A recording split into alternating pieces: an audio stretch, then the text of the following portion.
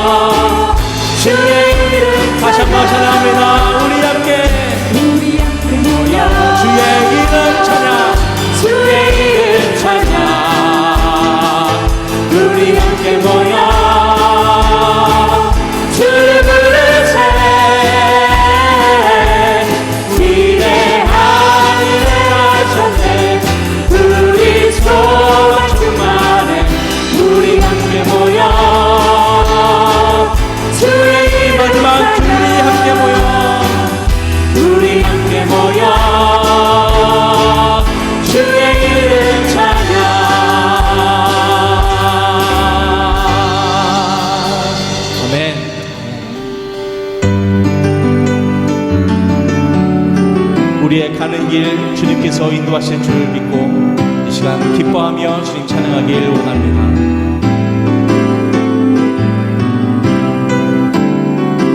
나의 가는 길, 나의 가는 길 주님 인도하시네. 그는 보이지 않아도 날 위해 일하시네. 주 나의 인도자 항상 함께 하시네. 사랑과 힘 베푸시며 인도하시네. 인도하시네. 나의 가는 길, 나의 가는 길 주님 인도하시네. 그는 보이지 않아도 날 위해 일하시네. 주 나의 인도자 항상 함께 하시네. 사랑과 힘 베푸시며 인도하시네. 인도하시네. 광야의 길을 만드시고 광야의 길을 만드시고 날 인도해. 사망의 강 만드신 것 보라. 하늘과 땅 별에고 주의 말씀 영원히 내 삶 속에 새 일을 행하리. 나의 가는 길 주님 인도하시네. 그는 보이지 않아도 날 위해 일하시네. 주 나의 인도자 항상 함께 하시네. 사랑과 힘 베푸시며 인도하시네. 인도하시네. 광야의 길을 만드시고 날 인도해. 사망의 강 만드신 것 보라. 하늘과 땅 별에고 주의 말씀 영원히 내 삶 속에 새 일을 행하리. 나의 가는 길, 나의 가는 길 주님 인도하시네. 그는 보이지 않아도 날 위해 일하시네. 주 나의 인도자 항상 함께 하시네. 사랑과 힘 베푸시며 인도하시네. 인도하시네. 광야의 길을 만드시고 날 인도해. 사망의 강 만드신 것 보라. 하늘과 땅 별에고 주의 말씀 영원히 내 삶 속에 새 일을 행하리. 나의 가는 길 주님 인도하시네. 그는 보이지 않아도 날 위해 일하시네. 주 나의 인도자 항상 함께 하시네. 사랑과 힘 베푸시며 인도하시네. 인도하시네.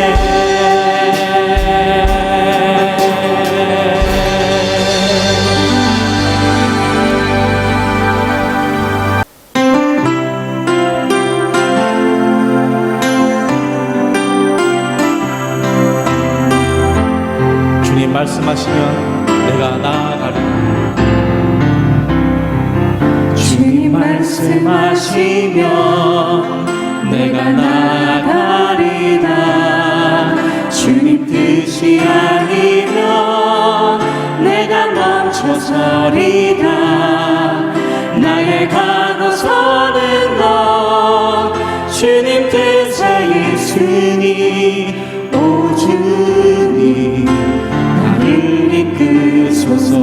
주님 말씀하시면 주님 말씀하시면 내가 나가리다.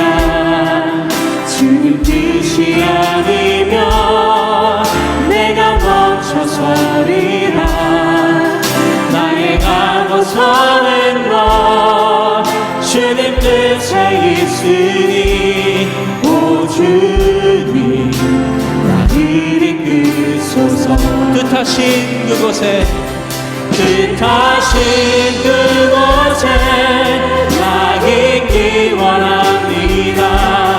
이끄시는 대로 순종하며 살리니 연약한 내 영혼 통하여 일하소서. 주님 나라와 그 뜻을 위하여 뜻하신 그곳에 뜻하신 그곳에 나 있기 원합니다. 이끄시는 대로 순종하며 살리니 연약한 내 영혼 통하여 일하소서. 주님 나라와 그 뜻을 위하여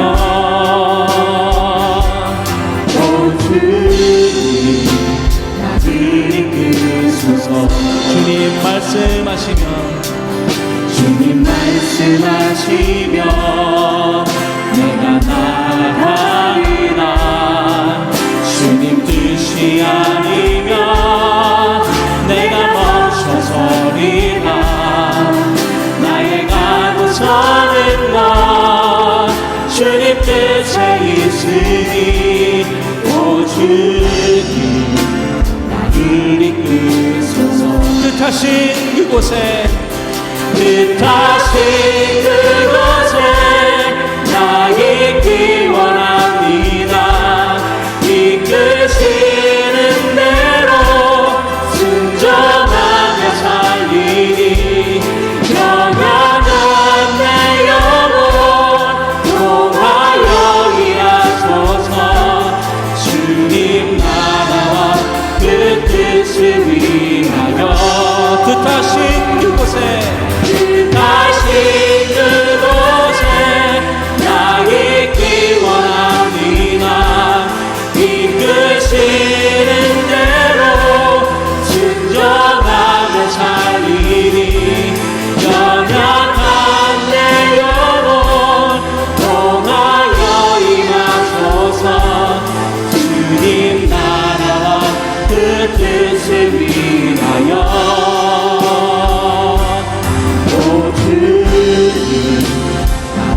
이끄소서. 오 주님 오 주님 나를 이끄소서. 아멘. 주님 말씀하시는 대로 저희들이 나아가길 원합니다. 우리 시간 다 같이 기도하기를 원합니다. 우리의 생명이요 구원 되신 우리 주님의 이름을 저희들이 찬양을 드립니다.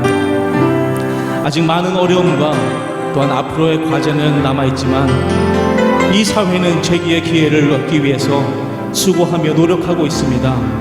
온 세계가 경제 위기와 생사와 싸우는 가운데 평안을 찾지 못하고 있습니다. 그러나 주를 믿는 주님의 백성은 이 세상 사람들과 같이 흔들리지 않기를 원합니다. 주님께서는 공중에 나는 새도 하나님의 허락 없이는 떨어뜨리지 아니한다고 하셨습니다.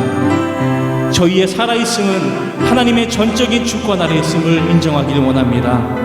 우리의 삶을 주님께 맡길 때 주님은 주님의 방법대로 운행하실 것을 믿으며 이 시간 기도하실 때에 주님이 말씀하시는 대로 나아가기를 원합니다.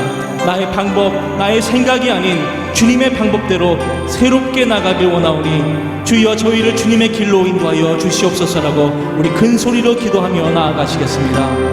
아버지 하나님 감사합니다.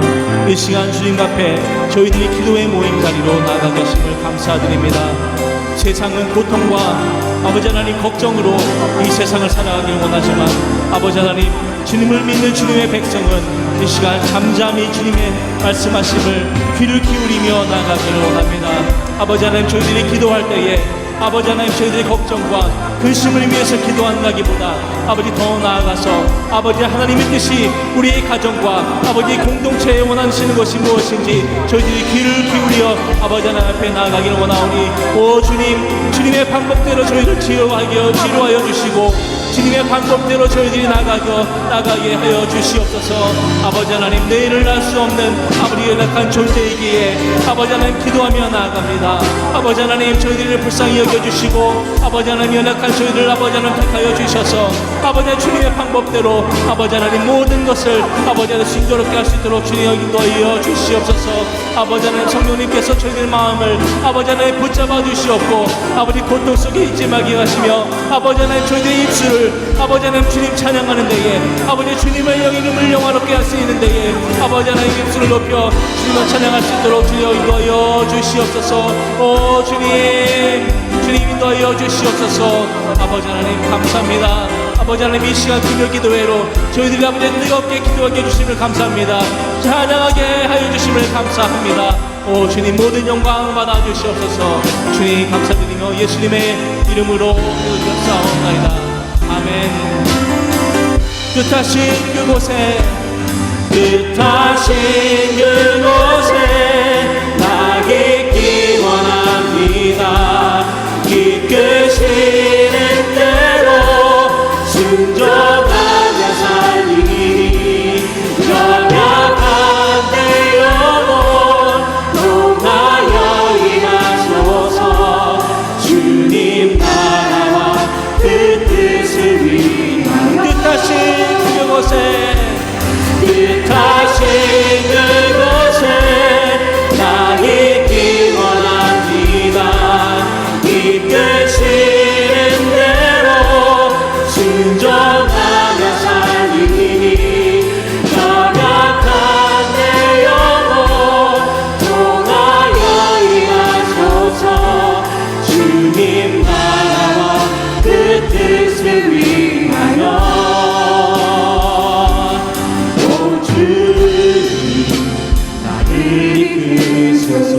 오 주님 나를 이끄소서. 오 주님 나를 이끄소서. 오 주님 나를 이끄소서. 아멘 아멘 주여.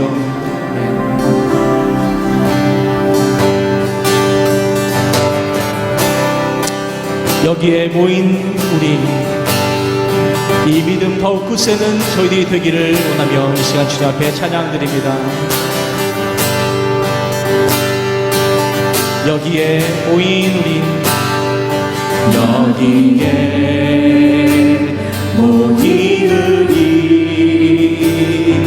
주의 은총 받은 자여라. 주께서 이 자리에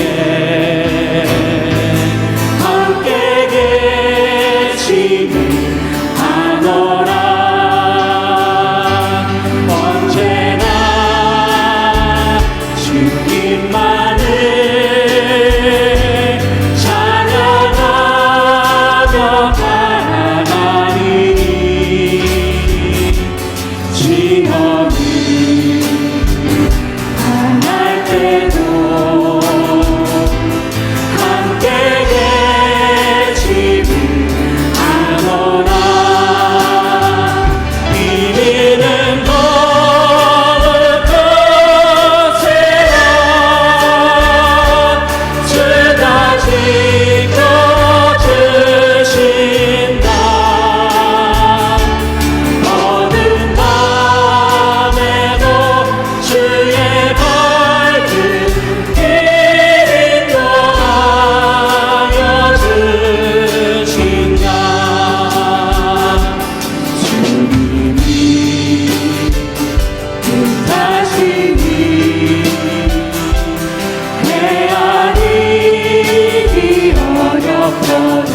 언제나 주 뜻 안에 언제나 주 뜻 안에 내가 있음을 아노라. 사랑과 말씀들이 나를 더욱 새롭게 하니 때로는 더 멀어도 죄의 승리를 믿노라. 이 믿음 더욱 이 믿음 너무 거세라. 주가 지켜주신다. 어둠 밤에도 주의 말씀 인도하여 이 믿음 더욱 굳세라. 이 믿음 너무 거세라. 주가 지켜주신다. 어느 밤에도 주의 말씀 인도하여 주신다.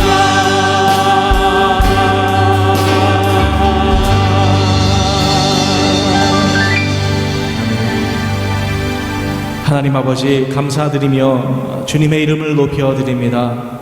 주님께서 인도하시는 길은 겸손히 받아들이며 나아가는 저희에게 은혜로 부어주셔서 주 앞에 기쁨이 되는 자녀들이 되기를 원하고 감사드리며 이 모든 말씀 예수님의 이름으로 기도드렸사옵나이다.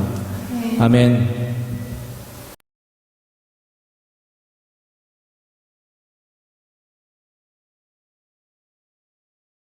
생각하건대 현재의 고난은 장차 우리에게 나타날 영광과 비교할 수 없도다.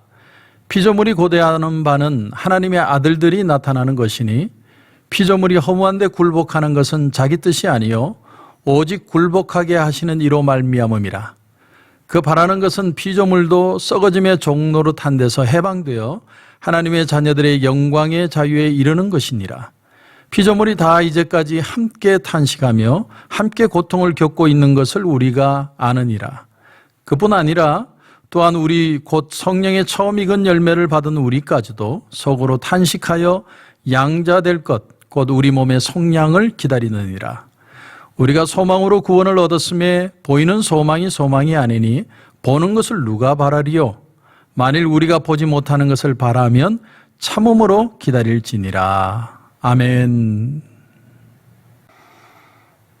우리 성도들에게 가장 힘든 그 문제가 있다면 그것은 바로 악과 고난에 대한 문제입니다. 악과 고난에 대한 문제. 많은 성도들이 말은 하지 않지만 마음속에 아주 깊은 한 가지 질문이 있습니다. 그것이 뭐냐면 하나님은 사랑이시고 인자하신 분인데 왜 내 삶에는 고난이 오고 고통이 오고 어려움들이 찾아올까? 특별히 최근에 이런 사태가 길어질수록 사람들은 더 많은 회의적인 생각들을 합니다. 주지사가 곧 이제 교회를 오픈한다는 광고를 했지만, 그러나 사람들은 그렇게 긍정적이지 않아요. 왜냐하면 모든 것이 깔끔하게 해결되지 않았기 때문이죠. 왜 기독교인들은 그렇게 고난 그러고 고난을 그렇게 아름답게 성화시키려고 그러느냐? 그래서 세상 사람들은 오히려 그 고난이라는 부분 때문에, 그 해석 때문에 예수 믿지 않으려고 하는지도 모르겠습니다. 축복을 얘기하지 않고 고난을 얘기하느냐는 거죠. 그런데 적어도 사도 바울이나 베드로나 요한이 말하는 고난, 그 고난은 우리가 일반적으로 겪고 있는 실존의 고난을 말하는 것은 아니라는 것이죠. 실존의 고난은 반드시 기독교인만 받는 게 아닙니다. 예를 들어서 병이 든다든지 내가 뱅크럽시 한다든지 사랑하는 사람을 이별한다든지 그거는 모든 사람이 다 겪는 것이잖아요. 만일 성도들의 고난이 이런 일반적인 괴로움, 내가 아프거나 사랑하는 사람과 이별하거나 내가 뱅크럽시하거나 이런 일반적인 고난이라면 어떤 논리가 성립되느냐면 우리가 장차 나타날 영광을 기대하는 것처럼 세상 사람들도 장차 영광을 기대할 수 있다는 얘기인데 그건 모순이죠. 다시 말하면 신약 성경이 말하는 이 고난은 무언가 다른 신앙적인 고난을 가리키고 있다는 거죠. 그렇기 때문에 우리는 고난에 대해서 올바른 이해가 좀 필요합니다. 그런데 신약 성경을 기록한 사람들, 바울, 야고보, 베드로, 요한 이런 사람들이 고난을 말할 때 그 고난의 성격을 별로 설명하지 않았어요. 왜냐하면 그 당시에 고난 그러면 성도들은, 크리스찬들은 바로 알아들은 거죠.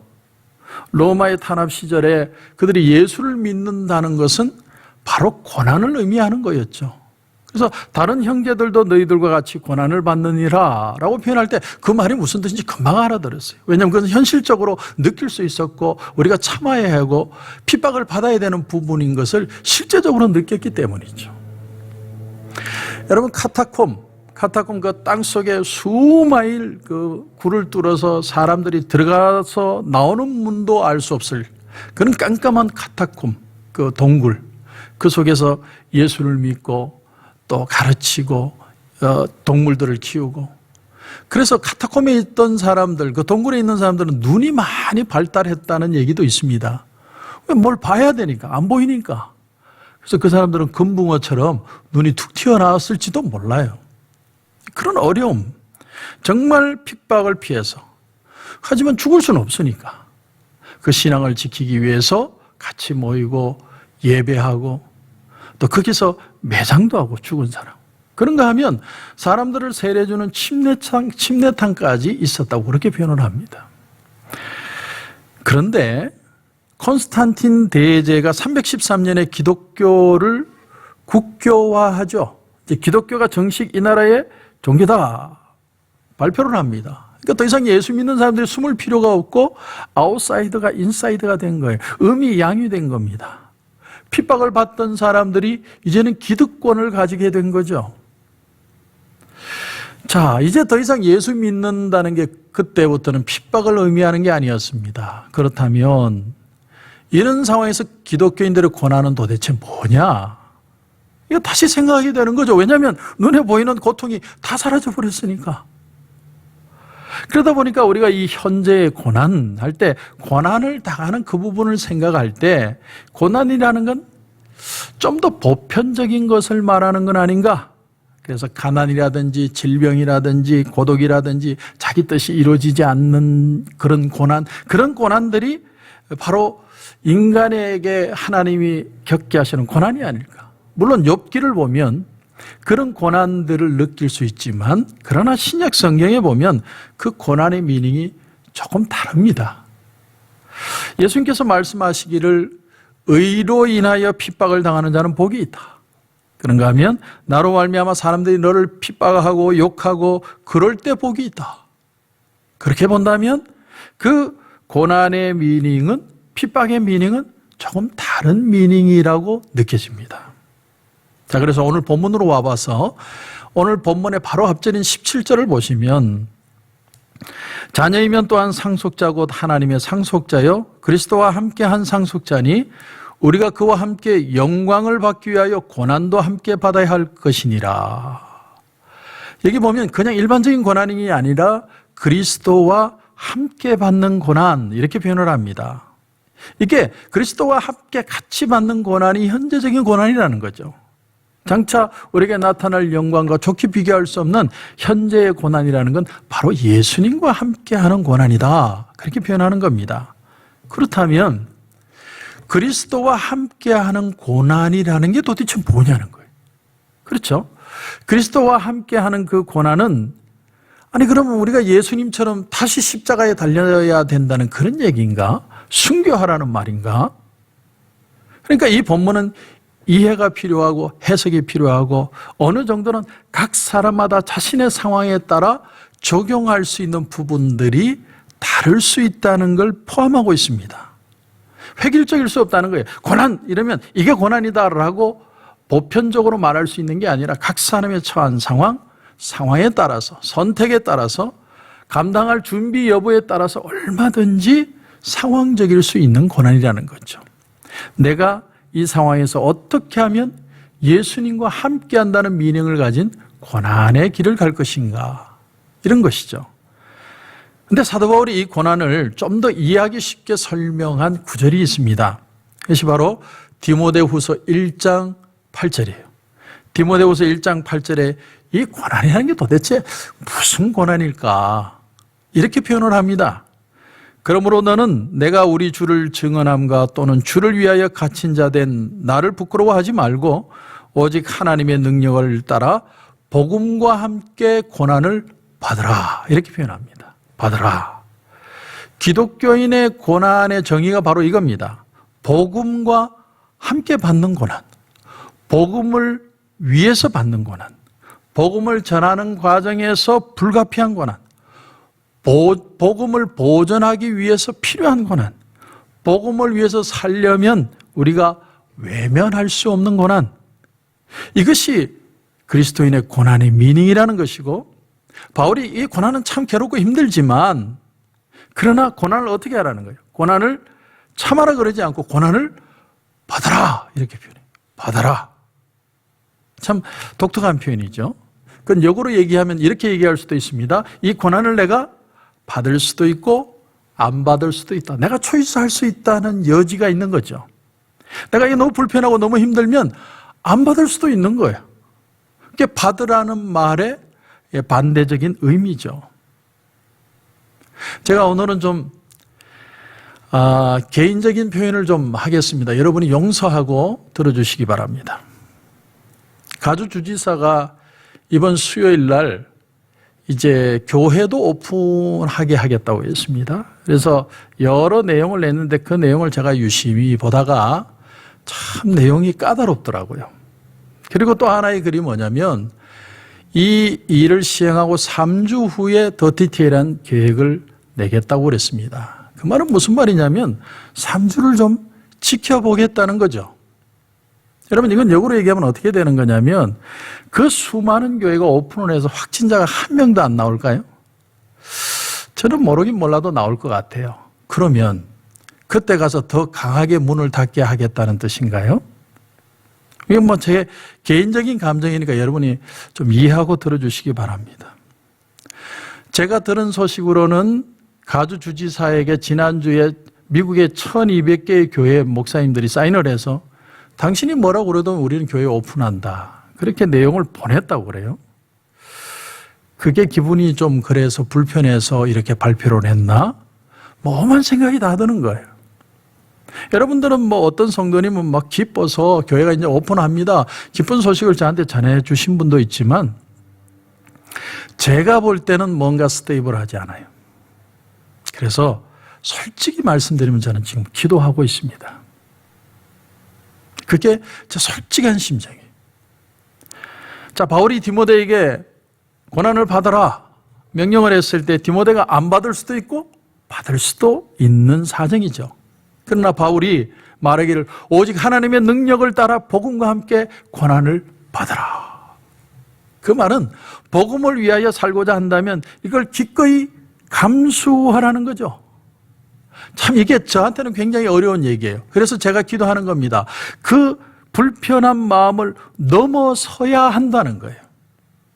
제가 우리 가주주지사의 그 표현을 들을 때 그렇게 해피하지 않았던 마음을 넘어서야 한다는 거예요. 그게 핍박이라는 거예요. 이해하시겠습니까? 내가 초이스할 수 있는 거예요. 안 열면 되지 뭐. 그러면 내가 앞으로 2달이고 3달이고 나 안 열고 버틸 거야, 그렇게 할 수 있죠. 굳이 열어가지고 확진자 나오고 더 힘들게 하고 그런 걸 내가 감수해야 될까? 하지만 정말 복음을 위해 핍박을 받는다는 게 어떤 자세냐? 비록 욕을 먹을지라도 억울한 일을 당할지라도 하나님이 갚아주심을 믿고 이 마음을 넘어서는 그것이 바로 복음을 위한 고난이 아니냐라고 저는 생각을 하는 겁니다. 여러분, 우리 그리스도인들에게 오늘날 오는 핍박, 과연 어떤 걸까요? 단지 뭐 물질과 가난의 문제만은 아니라고 생각합니다.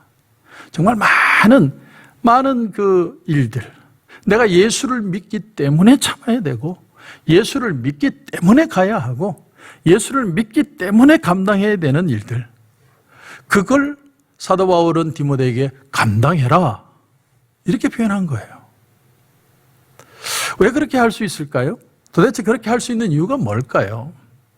그래서 오늘 18절이 나오는 겁니다. 18절을 보시면, 생각하건대 현재의 고난은 장차 우리에게 나타날 영광과 비교할 수 없도다. 고난의 용도가 뭐냐면, 고난의 용도는 영광을 바라보게 하기 위한 용도라는 거예요. 고난이 없으면 우리는 영광을 바라보지 않는다는 거죠. 고난은 뭘 바라보게 하느냐? 내가 아니라 갚아주실 하나님을 바라보게 하는 게 고난의 가치라는 거예요. 근데 그 고난의 의미가 뭐예요? 복음을 위해서 핍박을 받을 때, 복음을 위해서 감수해야 될 때, 그 고난은 하나님의 영광을 바라보게 하고 있다는 거예요. 그래서 사도 바울은 디모데에게 이 복음을 위해 고난을 받아라, 이렇게 한 거예요. 다시 말하면 복음과 함께 따라오는 고난이 된다는 거예요. 나는 복음이 기쁜 소식인 줄 아는데 왜 이렇게 고난이 있습니까? 고난이 따라온다면 기쁜 소식이 아니고 슬픈 소식 아닙니까? 그러나 복음 자체를 말하는 게 아니라 복음의 일을 하려면 따라온다는 거죠. 그 고난을 말하는 거예요. 그 고난은 불가피하다는 겁니다. 여러분, 고난이라는 게 뭐 여러 가지가 있겠죠. 여러 가지. 일반적인 고난은, 여러분, 일반적으로 당하는 고난은 우리가 피하는 게 좋습니다. 예를 들면 뭐 질병, 질병이 고난이야. 그래서 여러분이 통풍이 걸리시기 위해서 많이 드시고 살이 많이 찌십시오, 이러는 사람이 이 세상에 아무도 없어요. 누가 일부러 병을 앓으라고 그래요? 그건 고난이라고 말하지 않습니다.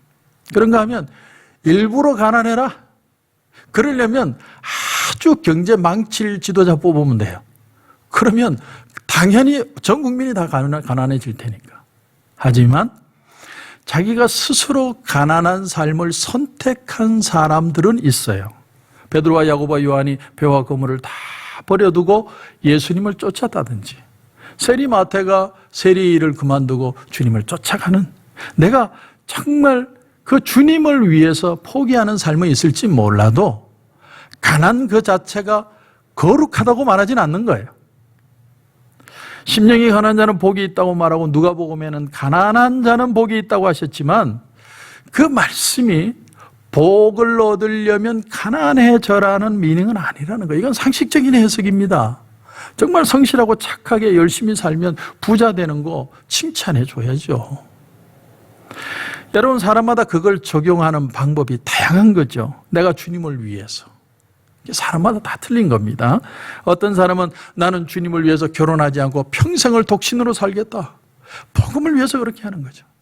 그런가 하면 반면에 나는 주님을 위하여 끝까지 내 남편 포기하지 않고 끝까지 내가 살아내겠다, 그것도 복음을 위해서 고난을 받는 거죠.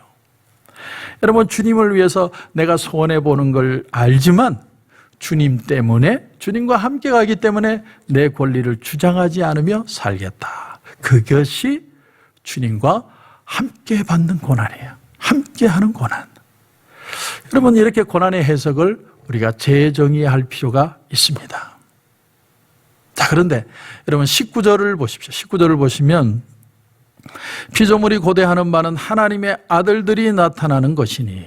자, 보니까 우리가 그 장차 일어날 영광을 사람만 바라보는 게 아니라 피조물도 바라보고 있대요. 피조물이 뭘 바라보느냐? 하나님의 아들들이 나타나는 걸 바라본다. 장차 우리에게 나타날 영광, 장차 우리가 들어갈 천국에 대해서만 말하는 건 아니라는 걸 여기서 발견하게 됩니다. 피조물도 그걸 고대하고 있대요. 그 장차 일어날 영광. 근데 피조물이 만약에 우리가 천국을 갈 때 피조물이 따라가는 건 아니잖아요. 그러니까 이 장차 일어날 것을 바라보는 것은 마지막 천국에 들어가는 것만 말하는 건 아닌 것 같다. 바울은 오히려 우주적으로 예수님이 다시 재림하실 때 언젠가 하나님의 모든 것을 회복하시는 새하늘과 새 땅의 미닝일 수도 있겠다, 그것을 바라보고 있다. 왜? 피조물들이. 그들도 고통하니까. 그런데 바울이 이렇게 중요한 것을요, 오늘 뭐라고 표현했냐면 비교할 수 없도다 이렇게 표현했어요. 좀 비교했으면 좋았을 텐데. 그렇잖아요? 비교할 수 없다고 그러지 말고 좀 비교해 줬으면 우리가 정말 그래서 우리가 바라볼 영광이구나 좀 생각을 할 텐데. 예수님이 사흘 만에 부활하셨을 때 제자들이 예수님 어디 갔다 오셨나요? 사후 세계는 어떻게 생겼습니까? 주님은 장차 어디로 가실 겁니까? 그 나라는 어떻게 생겼어요? 좀 물어봤으면 예수님이 대답을 해줬을 텐데 그 대답만 좀 알아도 진짜 하나님 나라는 이렇게 좋은 거구나 우리가 생각할 텐데 제자들은 하나도 궁금하지 않았는가 봐요. 그래서 참 아쉽습니다. 참 아쉬워요. 자, 22절도 보세요. 22절도 보시면 피조물이 다 이제까지 함께 탄식하며 함께 고통을 겪고 있는 것을 우리가 아느니라. 나는 몰랐는데? 여러분, 그러고 보면 사람은 굉장히 이기적이에요. 자기가 고난을 당하는 건 고난인데 피조물들이 고통당한다? 이런 생각은 하지도 않아요. 여러분, 이 세상에 지진이 일어나고 태풍이 일어나고 해일이 일어나고 왜 고래떼들이 무트로 와서 떼죽음을 당하고 늑대가 왜 밤마다 오는지 우리는 괜히 일어나는 일이라고 생각할지 몰라도 피조물들이 이 세상의 만물이 탄식하고 있는 것이다라고 표현을 하는지도 모르는 거예요. 탄식이다. 그래서 하나님의 아들들이 나타나는 것을 고대한다. 왜? 그때가 되면 모든 게 회복될 것이라고 믿기 때문이죠. 자연 만물도 그걸 믿는 거예요. 그렇다면 다시 돌아와서 장차 우리에게 나타날 영광, 피조물이 말하는 하나님의 아들들의 회복, 그것이 어떤 의미가 있길래 우리는 바라보고 기다려야 할까요? 이 장차 나타날 영광에 대해서 기독교가 침묵하는 동안에 이단 종교들이 신빙성 없는 주장을 너무 많이 퍼뜨렸습니다. 그것이 종말에 대한 잘못된 생각들을 가지게 만들고야 말았습니다. 여러분 무슬림이 주장하는 게 뭐예요? 내가 순교하면 저 극락에 가가지고 72명의 처녀를 상급으로 받는다. 그러면 여자는 순교하면 어떻게 되는 거예요? 그 얘기는 없어요. 그런가 하면 몰몬교는요, 이건 아주 공식적인 얘기이기 때문에 제가 여러분에게 말씀을 드립니다. 여러분도 아셔야 돼요. 몰몬교는 어떻게 가르치냐면 몰몬이 죽으면 내세에서 신과 같은 존재가 돼서 각각의 별을 다스리게 될 것이다. 이런 별이라는 건 하나의 어떤 지구와 같은 그런 개념이죠. 그래서 몰몬의 이단성을 적나라하게 드러내는 부분이 바로 이거예요. 인간이 신과 같이 된다는 거예요. 창세기 3장에서 뱀이 하와에게 뭐라고 꼬드깁니까? 이 열매를 먹는 날에는 너희가 하나님같이 될 것이다. 그 말을 근거로 우리는 신처럼 돼서 별을 하나씩 다스린다는 거예요. 근데 별을 다스리는데 부부가 다스린대요. 그래서 결혼에 그렇게 목숨을 거는 겁니다.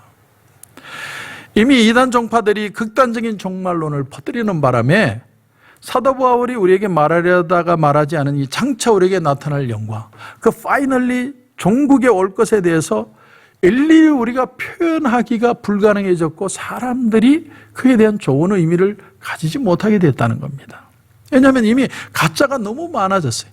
다미 선교에 한번 그렇게 종말론 나오는 바람에 또 라디오 캠프인가 이 미국에서도 한번 그런 일이 있었죠. 그런 일들이 있는 바람에 사람들이 종말 그러면 그냥 마음을 닫아버려요. 그래서 이번에 코로나 바이러스로 이건 하나님의 무슨 심판이다, 이건 종말을 향한 얘기다, 그런 얘기 가끔 한 명 하는 사람은 있어도 절대로 얘기 안 해요. 왜? 그 늑대, 양떼를 지키는 소년이 늑대다 자꾸 그러니까 나중에 늑대다 그래도 동네 사람들이 안 오는 거예요. 여러분, 그처럼 우리가 종말이 있는데 그러나 사람들에게 그 희소 가치가 다 떨어지게 만들어버렸다는 거예요. 그러나 바울은 오늘 본문 19절에 피조물이 고대하는 바는 하나님의 아들들이 나타나는 것이니, 여기 보니까 하나님의 아들들 복수로 되어 있습니다. 다시 말하면 이건 성도들이라는 거예요.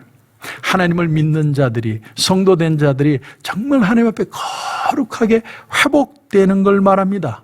피조물들이 그걸 기대한다는 거예요. 왜? 그렇게 하나님의 백성들, 하나님을 믿는 자들이 하나님 앞에 거룩하게 회복이 되면 이 자연 만물도 같이 회복이 된다는 개념이에요. 놀라운 일 아닙니까? 바울이 말하는 장차 우리에게 나타날 영광은 성도들이 하나님의 아들들이 되는 것. 이 세상에 휩쓸려 가서 세상 사람처럼 살고 세상 걱정하는 것처럼 우리도 걱정하고 나도 죽는다 그렇게 사는 게 아니라 하나님 앞에 믿는 자들이 바로 서고 우리가 정말 주님 앞에 다시 순결한 모습으로 서서 회복되어지는 그날 하나님이 갚아주시는 모습들을 온 세상이 보게 하실 것이다. 곽선희 목사님이 이런 얘기를 했습니다. 기독교 신학은 딱 두 종류로 나뉜다. 첫째는 금세 위주의 신학, 또 하나는 내세 위주의 신학이다. 금세 위주의 신학도 둘로 나눌 수 있답니다. 하나는 기복 신학이에요. 내가 예수를 믿으면 복을 받는데 그 복을 이 땅에서 다 받는다는 거예요. 저쪽 세상은 관심 없어요. 이 땅에서 내가 기도하고 바라는 만큼 다 받아내려는 신학, 그게 기복 신학이에요.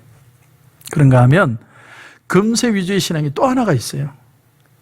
해방신학, 민중신학처럼 이 땅이 하나님이 말한 천국처럼 변할 수 있다라는 생각이에요. 하나님 나라 갈 필요가 없어. 이 땅을 다 하나님 나라처럼 만들 거니까. 그것도 이 금세 위주의 신학이라는 거예요. 그런데 그 반대는 내세 위주의 신학입니다. 장차 받을 상급을 기다리는 거예요. 하나님이 갚아주실 것을 바라보는 거예요. 그때를 바라보고 이 땅에서 다 복 받는 게 아니라 하나님이 갚아주실 복이 있다. 그런데 과연 그 복을 기다리는 사람이 몇 명이나 될지. 왜냐하면 성경은 장차 나타날 영광을 숨겨두셨습니다. 마치 뭐와 같으냐면 크리스마스가 이제 언젠가 오는데 크리스마스 트리 밑에다가 선물 박스를 둔 것과 똑같아요. 그 안에 뭐가 든지는 몰라요. 그러나 크리스마스가 돼야만 열어볼 수 있는 거예요. 하나님은 장차 나타날 영광을 그런 선물 박스 속에 두셨다. 또 다른 말로 하면 유산을 은행 금고에 넣어둔 것과 비슷합니다. 유산이 있는지는 알죠. 그런데 그 세이프티 박스 안에 있는 내용은 몰라요. 내게 유산인 줄 아는데 그게 뭘까? 그걸 모르는 거예요. 그냥 기대만 하고 있는 거예요. 장차 나타날 영광을 표현하는 겁니다.